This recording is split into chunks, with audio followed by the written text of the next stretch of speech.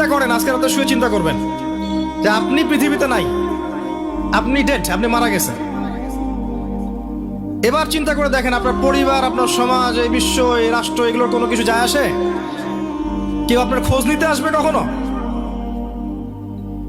আপনি মারা যাওয়ার পরে কেউ দেখতে আসবে আপনার কবরে আপনি কেমন আছেন? কাদের পিছনে জীবনটা নষ্ট করছেন? কিসের পিছনে জীবন নষ্ট করছেন? যে আল্লাহ আপনাকে আপনার শরীরে রক্ত দিয়েছেন, মাংস দিয়েছেন, ঘাম দিয়েছেন, শক্তি দিয়েছেন, সামর্থ্য দিয়েছেন, হায়াত দিয়েছেন, রিজিক দিয়েছেন, আল্লাহর জন্য কি করলেন আজ পর্যন্ত? তার রাসূল সাল্লাল্লাহু আলাইহি ওয়াসাল্লামের দ্বীনের জন্য কি করলেন আজ পর্যন্ত?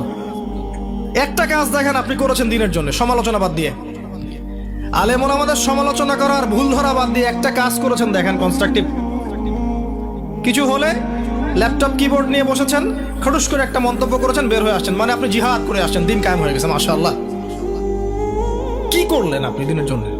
এবং আপনার এই কাজগুলোতে কি প্রতিফল আসছে?